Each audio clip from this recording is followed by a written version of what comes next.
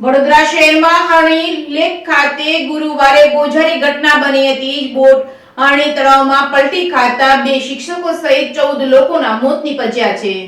વડોદરા શહેરના હરણી લેક ખાતે ગુરુવારે ગોઝારી ઘટના બની હતી। બોટ હરણી તળાવમાં પલટી ખાતા 2 શિક્ષકો સહિત 14 લોકોના મોત નીપજ્યા હતા। આ ગોઝારી ઘટનામાં પોલીસ કમિશનર દ્વારા એસઆઈટીની રચના કરવામાં આવી હતી। ઘટનાની તલસ્પર્શી તપાસ થાય તે માટે ઉચ્ચ અધિકારીઓની 7 સભ્યોની ટીમ બનાવવામાં આવી હતી। આ ટીમમાં 3 ડીસીપી, 1 એસીપી, 2 પીઆઈ તથા 1 પીએસઆઈનો સમાવેશ થયો હતો। આ દુર્ઘટના મામલે હરણી પોલીસ પાસેથી તપાસને લઈને એસઆઈટીની સોંપવામાં આવી હતી।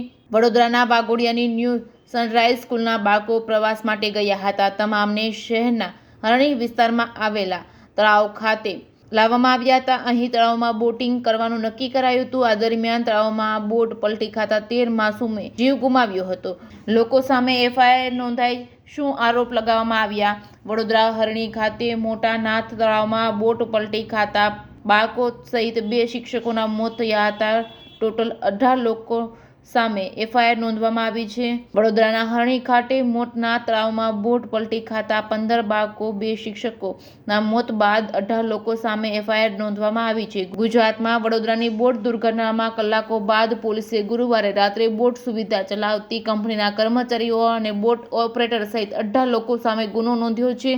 તમને જણાવી દઈએ કે ગુરુવારે હરણી તળાવમાં હોડી પલટી ખાતા 15 વિદ્યાર્થીઓ તેમજ 2 શિક્ષકોના ડૂબી જવાથી મોત થયા હતા। દુર્ઘટનાનું કારણ બોટની ક્ષમતા કરતાં પણ વધુ લોકો સવાર હોવાનું કહેવામાં આવે છે। ઘટના સમયે કેટલાક વિદ્યાર્થીઓએ લાઈફ જેકેટ પહેર્યા હતા અને જ્યારે મોટા ભાગના બાળકો જેકેટ વગરના હતા। હવે આ ઘટનાને લઈને રાજકારણ પણ શરૂ થઈ ગયું છે। વિપક્ષ તેને અકસ્માતને બદલે હત્યા ગણાવી રહી છે। ગુજરાતના વડોદરામાં હરણી તળાવમાં બોટ પલટી થવાથી 15 બાળકો તેમજ 2 શિક્ષકોના મોત થયાના કલાકો બાદ પોલીસે ગુરુવારે રાત્રે બોટ સુવિધા ચલાવતી કંપનીના કર્મચારીઓ અને બોટ ઓપરેટર સહિત 18 લોકો સામે ગુનો નોંધ્યો હતો। આ સિવાય તળાવ પર અવર જવર સહિત બોટિંગ પર હાલ પૂરતો પ્રતિબંધ મૂકવામાં આવ્યો છે।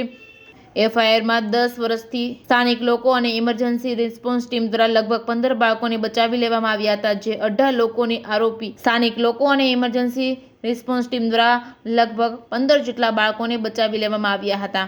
Reporting by Raju Pandya, Keshod.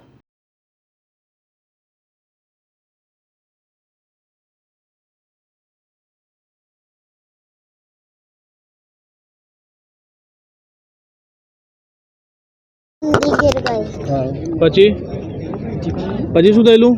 फिर है ना कुछ जन है ना नीचे चले गए ने मैं एकला था ने कुछ जन ऊपर आके बोट पकड़ ली ने हम ऊपर बोट के ऊपर गए ने पाइप आई ने हम पाइप पकड़ के ऊपर आ गए। कितने बच्चे बिठाए थे अंदर? 30 बच्चे बिठाए। और टीचर्स कितने थे? 3 टीचर्स थे। और जैकेट्स पहनाए थे? जैकेट पहनाया था? नहीं पहना था। आप जो बता रहे हैं वो बात मुझे भी ध्यान में आई है, मुझे भी बताया गया है। अगर कैपेसिटी से ज़्यादा बच्चे बैठे और उसके कारण ये बोट पलटी खा के और अकस्मात हुआ है तो ये बहुत बड़ा गंभीर गुनाह भी है। और अभी जो हमारे पास बड़ी जिम्मेदारी वो बच्चों को बाहर निकाल कर इन्हें रेस्क्यू कर उनको ट्रीटमेंट देना है।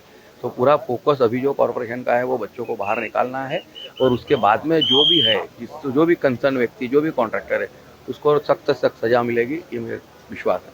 આ ઘટના એક ઘણી દુઃખદ ગુજારી ઘટના કહેવાય। નાના બાળકો જે દેશનું ભવિષ્ય પણ છે અને એમની સાથે આ ઘટના બનવી, આમાં જે કોઈ નાની મોટી ચૂક પણ હશે અથવા જે ભૂલ કરી હશે તો એની સામે પગલાં પણ લઈશું। પણ હાલમાં પ્રાથમિકતા છે આ બાળકોમાંથી કેટલાને બચાવી શકે। જે લાઈફ જેકેટ નહીં પહેરાવ્યા હોય અને જે કોન્ટ્રાક્ટના ટર્મ્સ કન્ડિશનનું વાયોલેશન કર્યું હશે એ કોન્ટ્રાક્ટર પર પગલાં લેશે જ કોર્પોરેશન અને જે તંત્ર લેશે જ। પરંતુ હાલમાં તો એ બાળકો માટે, એમના માતા પિતા માટે, સમગ્ર શહેરને સંવેદના છે।